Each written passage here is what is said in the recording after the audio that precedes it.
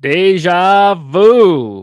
Hmm. I feel like we've had this exact same show last year. Welcome into the Hoof Podcast as the Bills get beat by the Kansas City Chiefs and head into the off season, right? The dark Deja vu, times are upon us deja again. vu. Yeah. Yes, every Yeah. single year it seems like. Um, again, kind of having a Thursday show is tough. There's been a lot of opinions and recap and um, yeah. you know, over analysis of the Chiefs game. So now I feel like, and I was, very much involved in that as well. Little depressed on Monday. Not really depressed, but just disappointed. You feel for Certainly. Josh. You Let feel for the down. Yeah, team. Feel bad for again. yourself. Put a lot of money and time into this Of NFL course. season, and it's one of the more exciting seasons the Bills have had, right? So yeah, you feel bad about that. And I think phase two for me Tuesday, start analyzing the game a little bit. Okay, what went wrong here? Where am I going to put my opinions? Right, like, is this on Josh? Is this Mm, on the defense? Is this on the mm. refs? Like, where do I stand? Right. So you start getting into that. Wednesday, I don't think I've thought about it. Wednesday, taking a break. Need a break. Wednesday was my first day of acceptance. I give myself 48 hours of dark cloud depression, just trying to take it all in. And then it's back to square one of, this is who we are, this is what we've been through, back to the grind. One of my favorite things is that my son, I take him to school in the morning. He's 4 years old now. He just turned 4 last week, and he asks for the Buffalo song, the shout song, every day on the way to school. So like Monday, you can imagine, I'm like, I do not want to listen to this song. I do not. But of course, I play it and I sing it for him, and he gets all excited. Yeah. It's like Well, his you're a better pump up man than me. song. So then Tuesday, by Wednesday, I was like, okay, they didn't have school Wednesday actually, but by then it was more like, this is okay, like I'm accepting it. It is what it is. You don't like it. You certainly get mad at it, but it is, there's nothing we can do about it, right? Like, this is same shit, different day. The Chiefs, we've said that everything we've said that we can say, we've said a million times before. The Chiefs are the team to beat, and everybody's chasing them, right? Everybody's chasing them. We're not the only ones who are in this, oh my God, we can't beat the Chiefs. Nobody can. Literally, we're the only ones this year who did. And it was regular season, not postseason. So, it's just, it's depressing. But it's not, you mentioned, is it Josh's fault? Is it, whose fault is it, or why is it again? This team and the team building. Yes, we can point our fingers at everything, right? And that's what makes it frustrating, because we lost by 3 points again.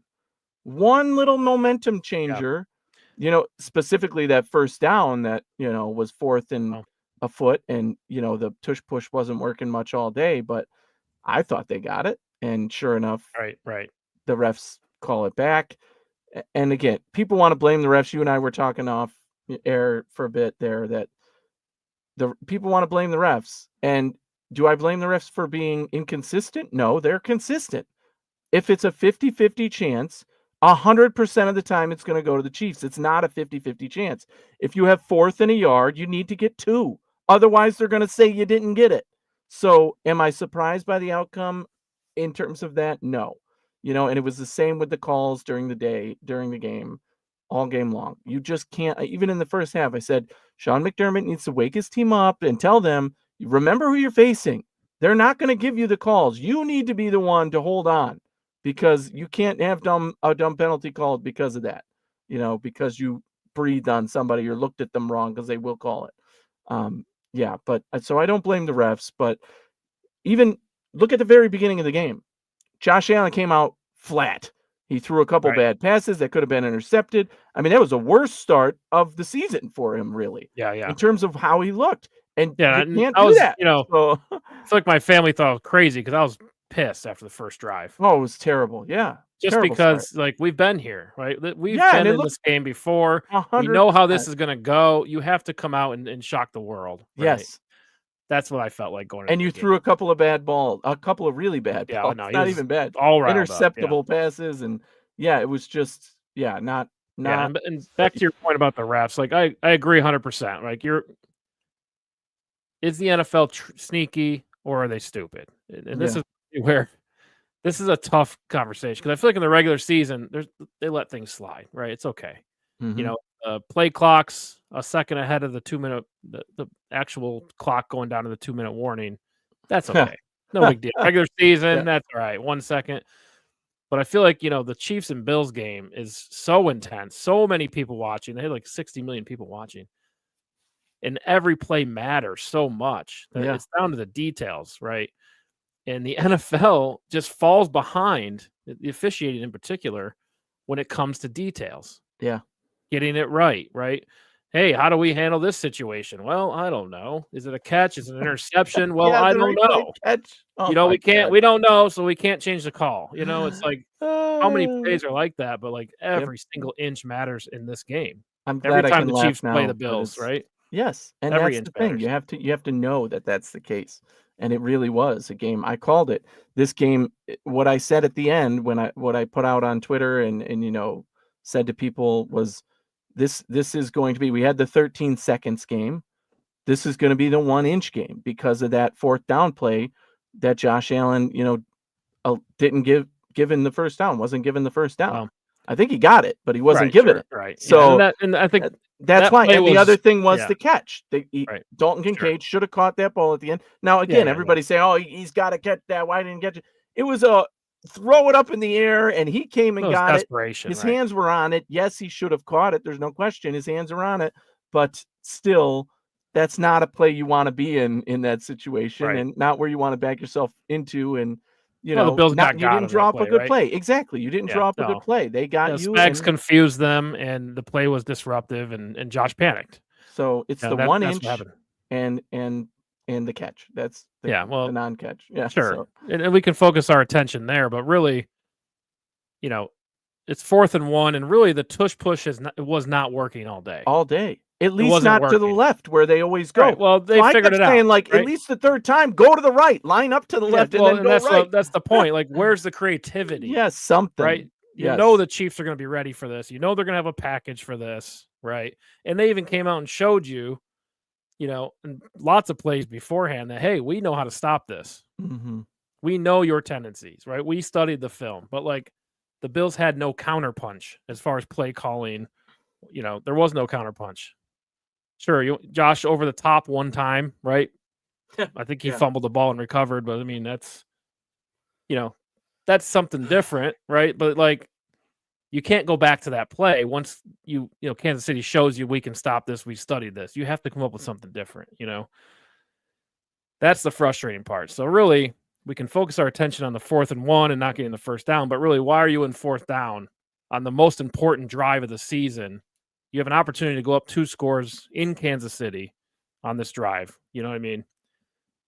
Why are we at 4th down? Yes, and I also live was screaming at the TV that Knox, was it not Kincaid, whoever it was, got the first down, right? He caught the ball and he went forward on 3rd down, and I'm like, dude, he was past the line. That's a first down. Yeah. But then they spotting lined was it up. horrible all night and long. Because we're able to get that 99.9999% of the time with Josh Allen, you line up and you don't even care that they spotted it short. You just push him forward and he gets it, right? But of course, that isn't what ends up happening. And, in hindsight, you should have challenged that 3rd down and said, hey, wait a minute. His knee wasn't down. He got past the line. It's there. Terrible spot. Again, terrible. Can't leave it up to the refs. Jeez. So it's just, it's one bad thing after another. And that's ultimately, we weren't good enough, though. I want to take ownership and say that, right? The Bills were not good enough. And it didn't come down to, I don't think, a Sean McDermott issue, right? Where in the past, 13 seconds, those kinds of things. I feel he was aggressive, right? It was not in my mind, a thing you can pin on him. It was just execution. Was the offensive game plan maybe not, or defensive game plan maybe not perfect? Yeah, there were times where they got us. Of course, that's going to happen. That's to be expected. Nobody came out saying we're going to, shut them out and shut them down. That wasn't the case. But you at least had to, you had to be a little more creative, I think, but ultimately it was the execution.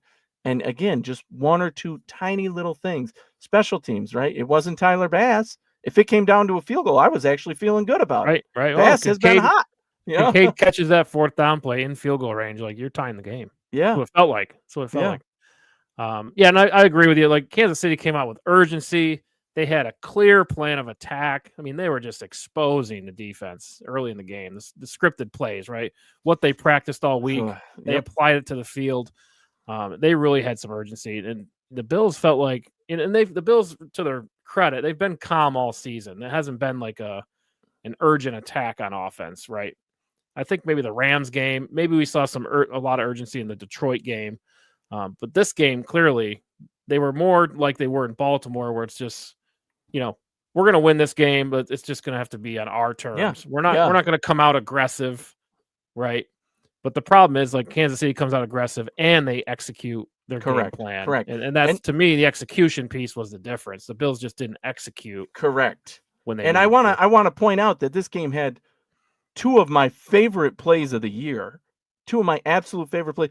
The second James Cook touchdown, where he literally was 4th down, right? And we're going for it at the goal line, and he extends the hand. He somehow gets up to be able to get into the end zone when we needed it most. And that was amazing, right? That play was just awesome to see. And James Cook giving it 110% to make it happen. Right. He that did was so awesome. good that he got to sit on the bench for the rest of the quarter. And then the pass to the Mac Hollins touchdown, both the throw, which was, I mean, literally a needle, like you could not pinpoint where that ball went better, from Josh Allen, and then obviously the Hollins haul in and catch in the end zone. So those two, I mean, that play was, you can't draw it up better than that. Like that was a phenomenal play. It was. And again, those two touchdowns erased in the ether of it doesn't matter because the Bills lost again to the Chiefs. And this is where I settled. So we talked about our emotions through the day. Thursday, where I settled. Big players make big plays in big moments, and we have two guys that did that in this game, it felt like. Josh Allen and James Cook, and nobody else. And Mac Hollins. Mac Hollins in there. He had he made 2 catches that were phenomenal. I mean, he was the other one. But when you're relying on Mac Hollins, that's why you have a problem. I love Mac Hollins as a guy. I've grown to love him on this team. But he had 3 catches all night, so I don't know if he's in that category. I mean, these are phenomenal throws as well. You need impactful, reliable. Who else is making plays, in particular on defense? Who's making the big plays and the big moments on defense? That's what I think. That's now we're turning the page. So you're saying on Thursday, you turn the page today. You turn the page to say, what do we need to do next now? Okay, the season's over. It's over. This team is over. What do we need to do next? Well, and the other thing too is Kansas City. You watch the game, right? Yeah. They're plug and play. I mean, they're pulling in Juju Smith-Schuster, DeAndre Hopkins, like, Travis Kelce. It's like Xavier Worthy in particular. It's not that I think if he was a Bill, he'd be any better. It's just the Chiefs know how to use him, right? Yes. They draft him to fit the scheme, and I feel like the Bills kind of struggle with that. My non-Bills friends in a chat were giving me shit. Oh, I bet the Bills wish they got Worthy now. And I'm like, I wish they could scheme. Right? No, because exactly. It's the scheme. If they had Coleman, they'd be killing us with Coleman one-on-one catches and everything. So it's just the guy they got. They used him in their system the right way. And they were like, no, you're just, I'm like, no, it's not about that. It's just that the Chiefs always find a way to do it the right way and get the most out of the guy. For the Bills, I was upset when they traded that pick and the second one too for Leggett, because this was a year you needed a playmaking receiver, and I feel like they kind of just passed. Yeah. Really, we talked a lot about this. We'd love to see them go get Brian Thomas. I mean, how much of a difference would that make? My God. Obviously, easier said than done. Hindsight's 2020, but that was he's a difference maker. For. Yes. Right. And I feel like now the Bills, he's looking that way. The Bills got caught up in the draft value, and they just kind of, to me, forgot, like, oh, this guy's the best receiver, right, for our scheme. Because that's where the drop-off was, and it does look like that. You've got the top, obviously, Marvin Harrison Jr. and Malik Neighbors and Rome Odunze were way at the top, but it was after that was like, okay, well, who's the next guy? And I kept saying, just go up and get Brian Thomas Jr. That's my number one guy in this draft. Like, get him. And you're right. They He moves chose the not needle. to. And Guy like yeah. that moves the needle, right? But Look did what they he did feel this that year. way in the draft? Obviously not enough to.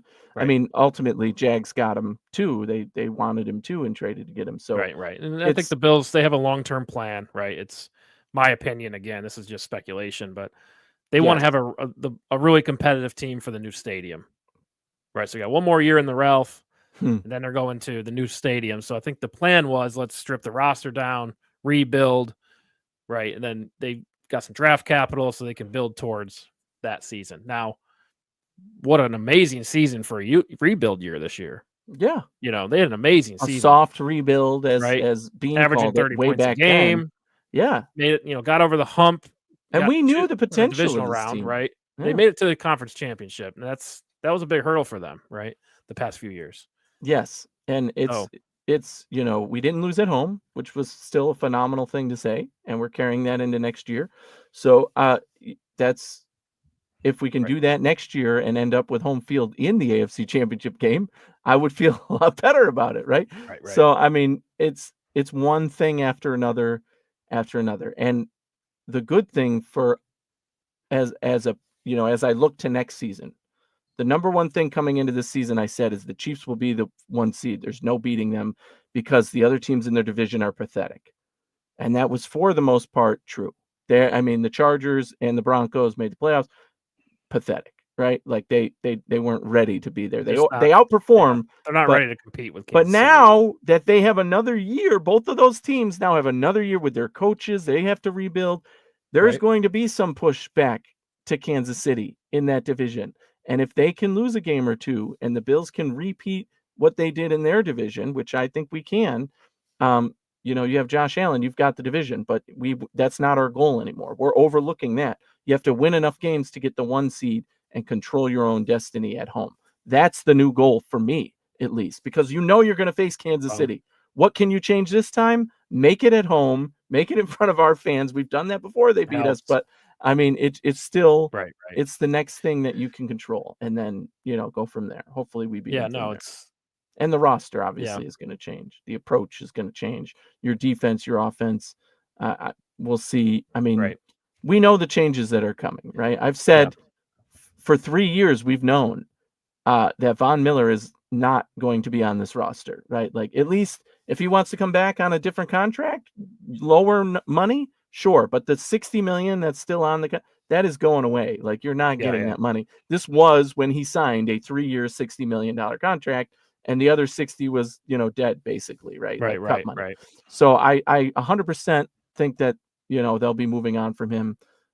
Von Miller was one of my favorite players before, and I wish we got more out of him, but it's thank you next, right? We got to try something else at pass rush, because that has been Right, it's not the working. Achilles heel of the Yeah. Bills for Yeah. years. And we've tried and tried and tried, and it still doesn't seem to work. And we have good complementary pieces.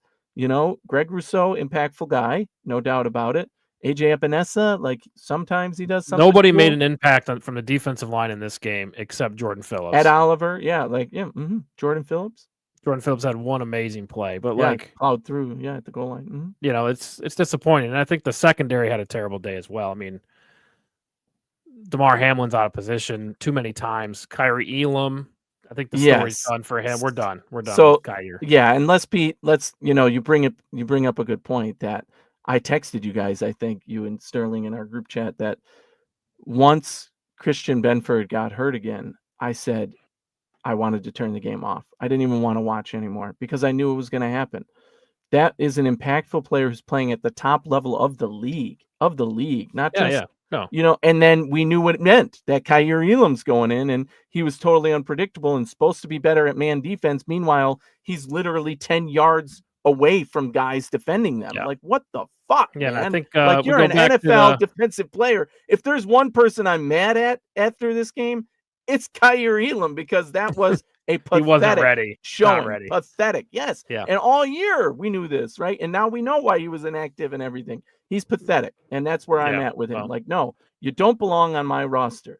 Get maybe out of here. needs a Go fresh find a start. scheme. I mean, Exactly. Go have a fresh start. I hope you have a successful career. I hope you find what you need to fit you. But on this team and this roster, not not it. And I don't care Well, if he was a first let's round go pick. back to the Straight up offseason when cut we him. talked about potential trades for positions, right? Like what positions do the Bills need to trade for? I brought up cornerback, Mm-hmm. right? And if you recall, you probably do remember this, because you're one injury away from Kyrie Elam being your starter, and there's a lot of question marks around Kyrie Elam. Now, we've seen flashes in previous seasons, right? Interceptions in playoff games, but because he's the backup, if you get to a big-time game like we did in Kansas City, and you have get to hurt. rely on Kyrie when he didn't play most of the season. Is he going to be ready? That was my biggest concern. Resounding That's why no. You need more depth at corner, because the Bills, they've had pretty good depth at corner. It hasn't really been a worry, but this year there's a big drop off from Douglas, Benford to Elam and Ingram, right? So, right. I mean, I think it's not off the table for the draft, which we'll get into, but that's a position of need, big time.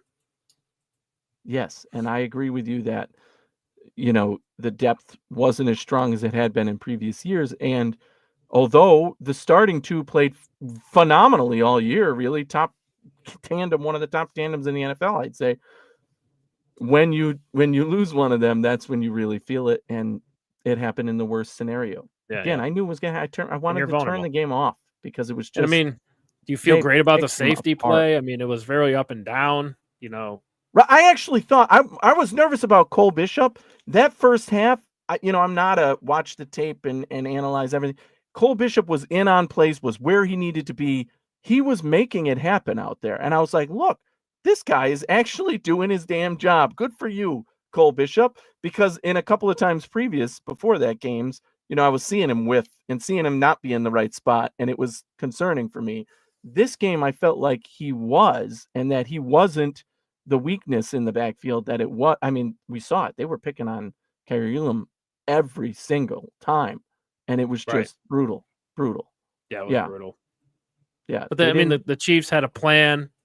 They executed their plan, and when things changed, they attacked it. Right. Yeah, I feel like they were a step ahead all day in play calling and and Pat urgency. Mahomes, right? Pat Mahomes' decision making, the run plays. He scored the rushing touchdowns. Plenty of urgency in them. Yeah, awesome.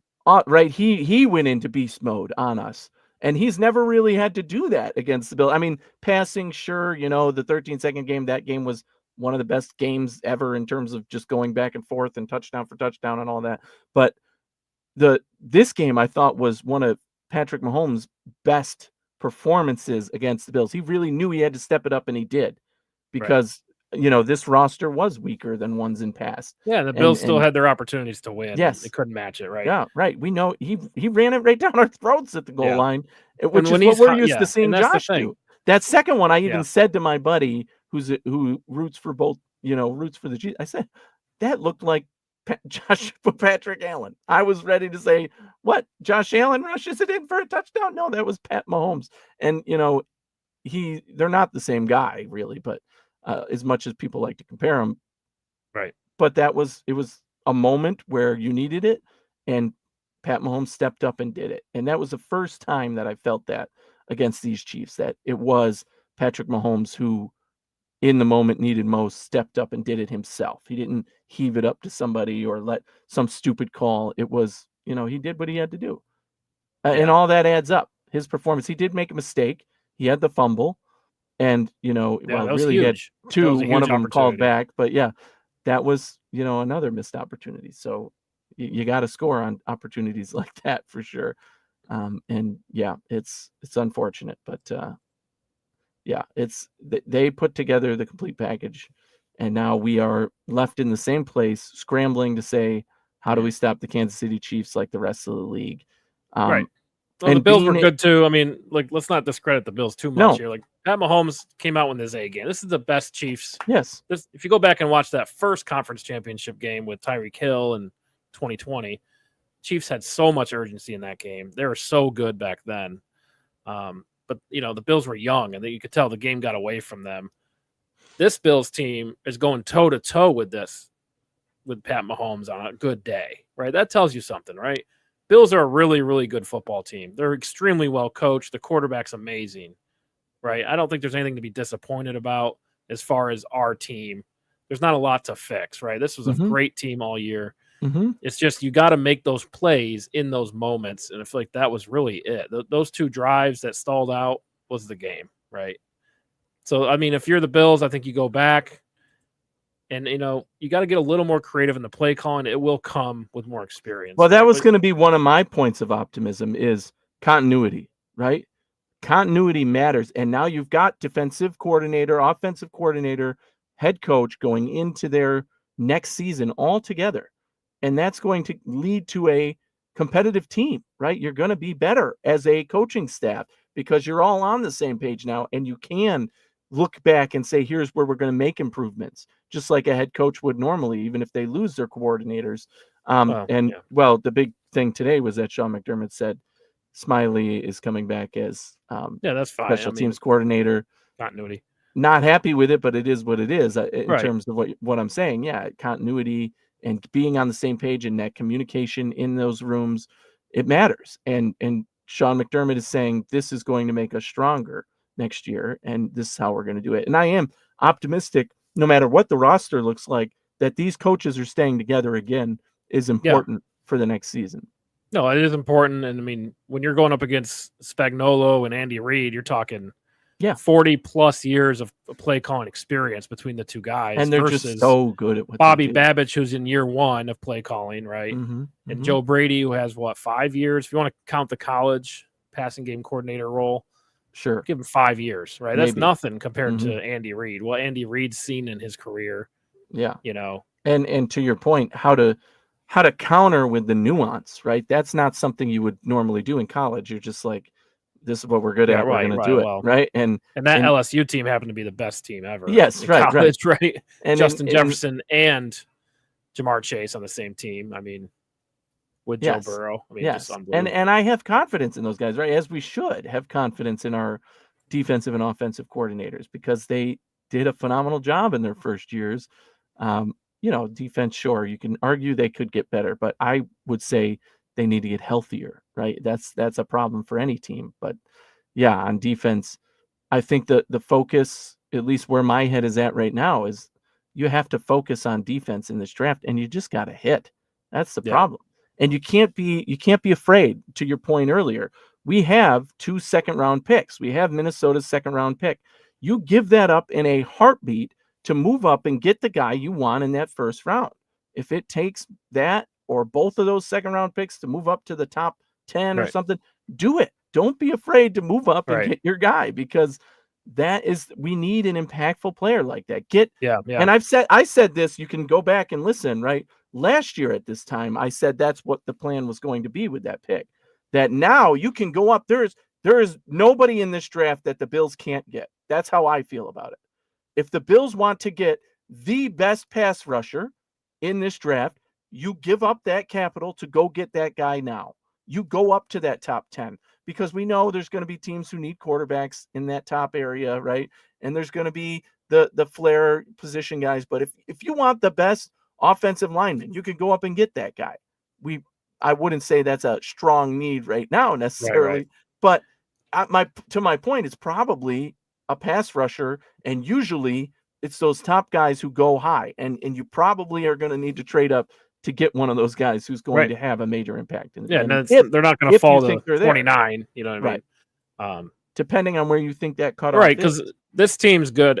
The foundation of the Bills, they're a phenomenal team, as we've said a few times already. They're just missing that big player, big moments, big plays. Mm-hmm. That's what they're missing, right? So however you can get one of those guys, whether it's free agency, whether it's the draft, they're one big play guy away. Yes. Right? If somebody on defense makes a big splash play against the Chiefs, the Bills probably win. Uh-huh. You know what I mean? Whatever that's interception, fumble, sack. I mean, just there wasn't enough of that, right? Mm-hmm. And that's what they thrived on all season, right? Yeah, right. Exactly. All right. So, I got a bunch of questions here for you. Let's hit them up, right? And then we'll start our off season. Of all the Kansas City playoff losses, is this the worst? Oh my fucking God. Well, and the reason it's competitive, right? My thoughts. Look at me, freely cursing. You're 3 points away from the Super Bowl. Yes. Right? That's the difference here. Mm-hmm. Bills, they haven't been to that point yet. Yeah. We haven't been this close yet. That was close, right? You get one of those 2 drives that they failed the 4th down on, you're in the Super Bowl, right? Yeah. So does that sting more than the 13 seconds loss? I think it stings more because of the 13 seconds loss, if that makes sense. That's how I felt right after the game. I mean, I threw stuff down on the ground and I just said, why? Why?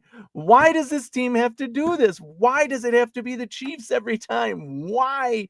Why? Because now we have to enter this space of just negative energy and, oh, we can't beat the Chiefs and all this nonsense because of this team. And we know this team was good enough. So if anything, this one is worse because now it's 4 playoff losses Right. to the same team and all this Yeah. nonsense. And you had them at home last year and lost, so it's just it the compounds. absolute. So for that reason, absolutely 100% yes. And I would say that the Bills were the better team coming into this game, right? And I thought that last time too, but not a lot of people did. Yeah. Now I think there was more of a consensus that, hey, this Bills team they've hit their stride. They're the team that has the momentum, and the Chiefs are, and things barely like getting by, Yeah, things are falling the Bills' way this year, it felt like. Yeah. The luck had changed, right? It turned a corner. This is the year.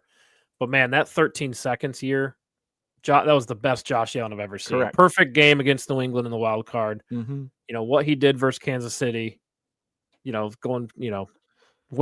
a lead with 13 seconds to go. Yeah. That felt like if the Bills win, they're going to the Super Bowl. Josh is just too good right now. And, again, you look at Josh's playoff stats and you say, this guy has probably won 4 Super Bowls, but he hasn't because the team finds ways to lose. And again, some of the blame's on him too for this game because he wasn't his sharpest. Sure. But yeah, I mean, it just stings. It just sucks. All right, so you're but saying by today, this is definitely worse. Only this is because the worst playoff games. Loss of this modern Bills team. Yes, since 2018 or whatever. Absolutely, yeah. And then I said to Kathy, right, why can't we just get our ass beat? Why can't we do it? If we got our ass beat, at least I'd be like, because we did against the Bengals. Remember that game? And I was like, oh, they're better than us. Yeah, okay. Yeah, right. Yeah, I guess that happened. That first it Chiefs sucked, but it was like, game well, yeah. But this was one where, it's like, why? Why does it have to come down to literally a fucking inch? An inch is what cost us winning this game and going to the Super Bowl. Like, oh my God. Because that was all the momentum there too. Don't forget the moment that was. We were up, we had the ball, we're running the ball down their throats. They're, reeling, trying to figure out how to stop us. 1 first down, and it changes the game. So yeah, it's a tough one for sure. All right, next one here. Bias aside, let bygones are bygones, right? How do you feel about the Chiefs compared to other dynasties and other eras? Let's say New England, right? Well, ultimately in the NFL, you have to win it, right? So, yeah, great. You got to the Super Bowl again. Congrats. Nobody cares until you win, right? When they win their third, look at, I'm even stuttering here because we know it's going to happen. When they win their third, then it's third in a row I'm talking about here. Then it's going to be historic, and you do have to compare it. Brady never did that. No, it's too hard. Patriots never did that. Yeah, like in the NFL of all places. Now, even Brady, I don't think was given literally every benefit of the doubt, right? There were plays that were named after him and all this nonsense and right. But it's different with this Chiefs team. So you might as well have the LeBron Michael Jordan debate where it's totally different eras, it's totally different rules. They're both great. They both did phenomenal things. It sucks to be against them no matter who you are. And at this point, yeah, if they win this one, there's definitely a conversation to be had about who's the greatest coach of all time and who's the greatest team of all time. It seems to be this Chiefs teams. You put that core together, right? You give me give me 4 things, right? The head coach, obviously, right? That's the first thing. The quarterback, right? The guy is a generational talent. Chris Jones on defense, right? Like those are the top 3 things you need on any team. You've already got, the coach, the quarterback, the defensive star, and the rest you can build. So when you have all 3 of those things clicking, add in a generational talent at his position like Travis Kelce, You lose Tyreek Hill, nobody cares. Nobody even remembers that they had Tyreek Hill.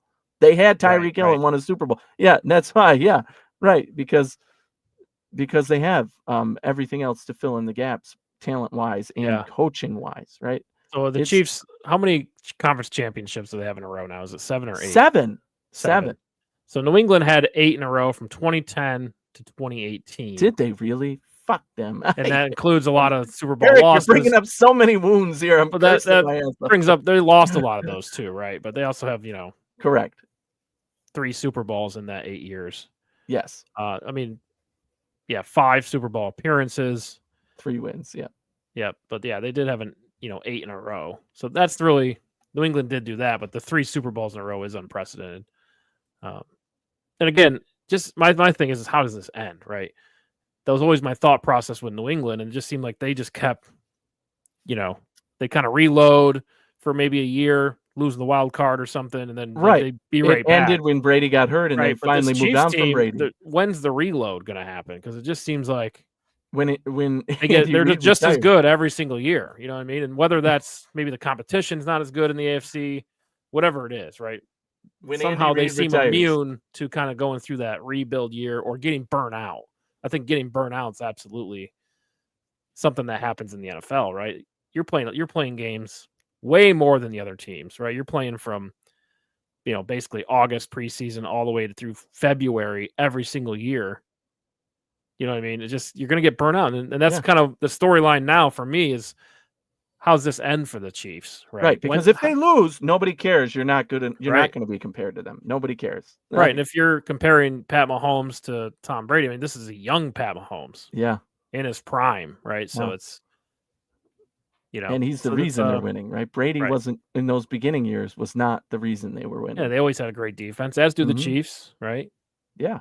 But yeah. So and that's, again, part of it. You have those 3 down. You have the coach and the defense, and you add in a generational. I mean, any part of those 3, you put those 3 together. They've been together. That's why they've won, right? And that's all. That's the.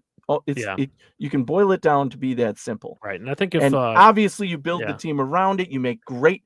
Look at their draft, right? They've drafted so many guys who have been hits that it's crazy, right? Yeah, contributors and not not the next Chris Jones, but I mean guys who are legitimate at their positions, and nobody who's like, oh my God, that was a pathetic, whatever, you, especially on defense, they've got so many of the guys that I wanted in the draft. And Trent McDuffie comes to mind. Trent McDuffie was really the one we wanted. Yeah. And I think the Bills did too, but they jumped and got him, Karlaftis, another guy I really wanted.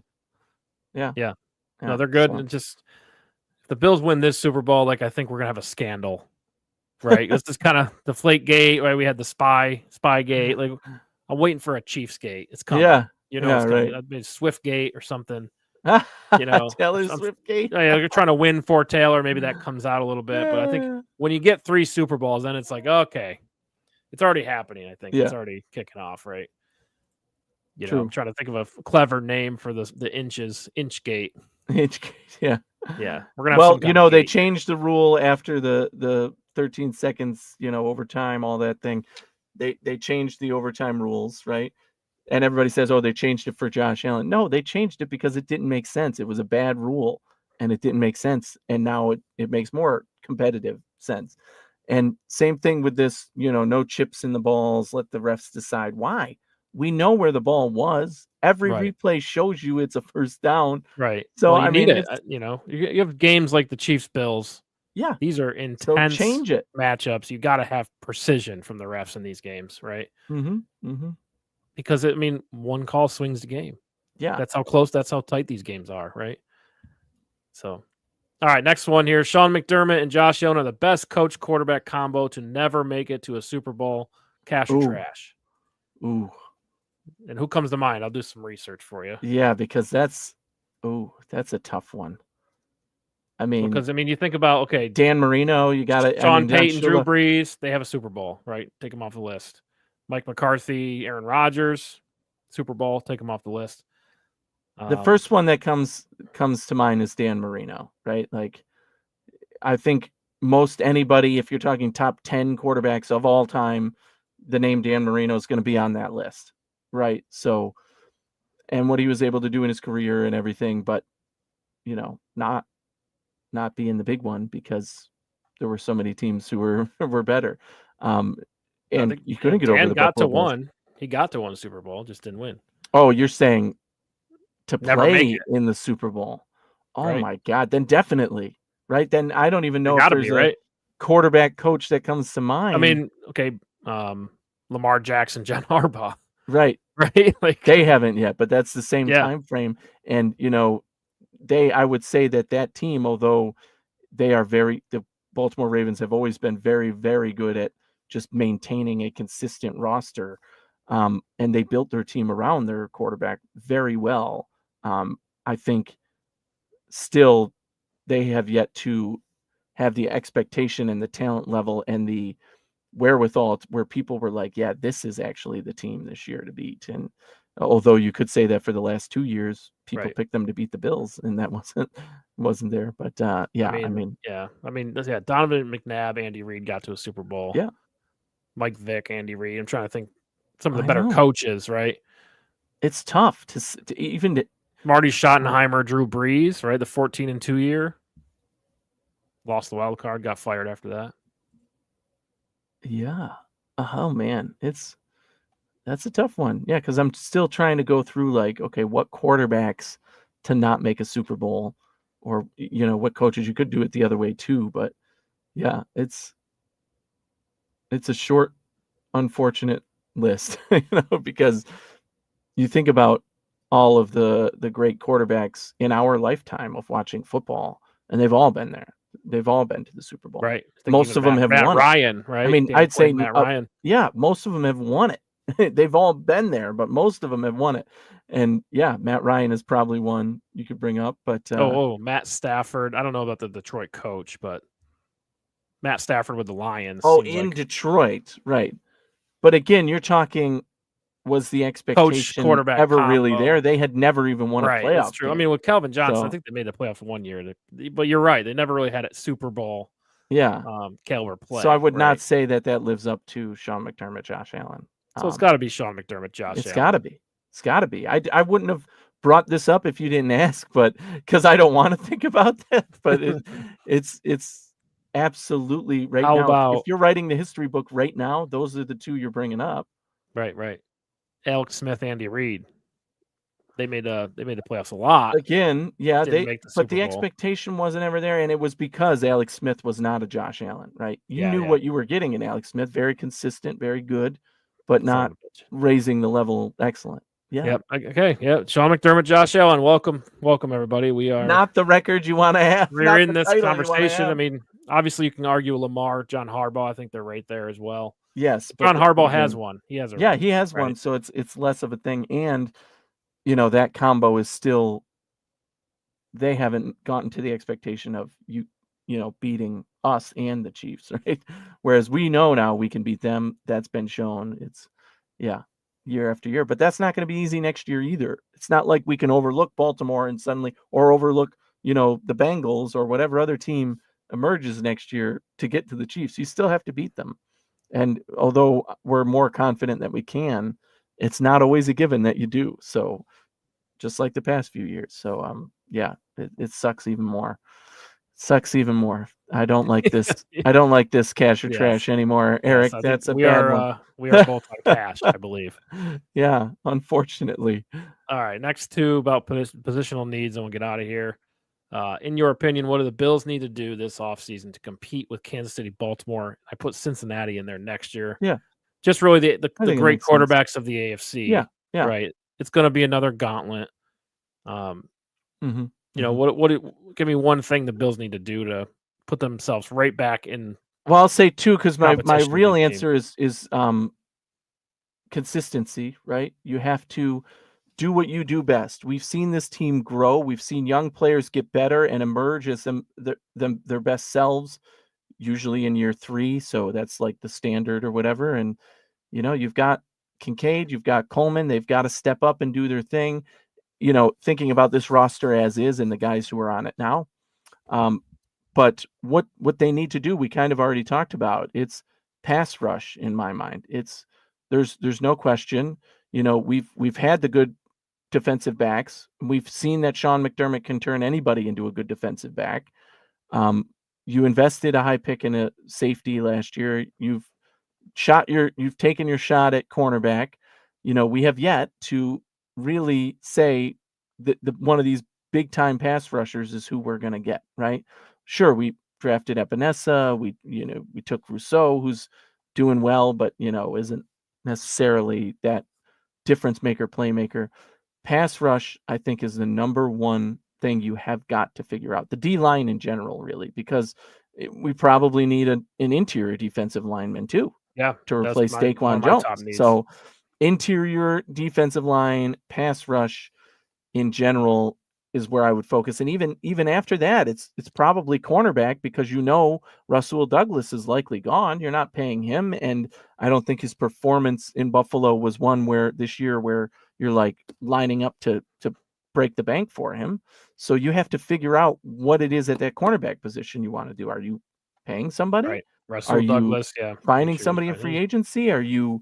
Yeah, I mean, that's Damar Hamlin up as well. He's a free agent right now. Right, and I actually expect that he is going to sign elsewhere. I think he's going to go home to Pittsburgh. So we'll see if that actually happens. But yeah, I mean, it's and shout out to Hamlin, because he played consistent this year too. For the shit he got for making play after play or whatever, and giving up a few, he played pretty consistent this year as well. Yeah. So pass rush, making the decision at cornerback. I mean, you and I have talked about this for years, where you have Josh Allen, just give him every possible weapon you can. Just sign some big name wide receiver or whatever, and they never have. I love that idea. Like, they never have, right? So they never have. But now going into this offseason, my mind is just saying, get pass rush, get a cornerback, get consistent in the defense, and then figure it out, because now we've seen this year that Josh can do it with the pieces he's got around him. We know he's capable of scoring 30-plus points a game with the pieces he's got around him, with a good run game, and Joe Schmo's at quarterback. That's an interesting debate, because teams with great receivers don't win. Yeah, right. Yeah, they just don't win. But everybody wants great receivers for Josh, and I think that's just because Josh is a little different, right? This guy loves to throw the ball down the field. This guy loves to make magic with his arm. Right. So it's like it's an exception to the rule. If he gets like this, let's just say he gets like give him Cincinnati's receiving core. What's Josh Allen look like? Yeah. You know what I'm saying? But they didn't win any games this year. No. I mean, they're 9-8, right? Yeah, I mean, they didn't make no the playoffs, defense, but their defense was terrible. Yeah. Just it's the teams who have the best receivers don't win. I mean, look around the last four teams. I mean, obviously the Eagles have a great receiving core, but really their running game's why they're in the Super Bowl now. Yeah. I mean, you still have an opening at wide receiver, because Cooper is, not going to be, well, he's not. Yeah, I have the list here. Let's read that off. So Amari Cooper is a free agent, Rasul Douglas, Austin Johnson, Mac Hollins, Dwayne Smoot, Reggie Gilliam, Ty Johnson, Quentin Jefferson, Jordan Phillips, Reed Ferguson, Quentin Morris, Tommy Doyle, Damar Hamlin, Alec Anderson. The only name on that list that I think there's no way he's not a Buffalo Bill next year is Mac Hollins. The rest of them, wave goodbye. Rasul Douglas, very interesting.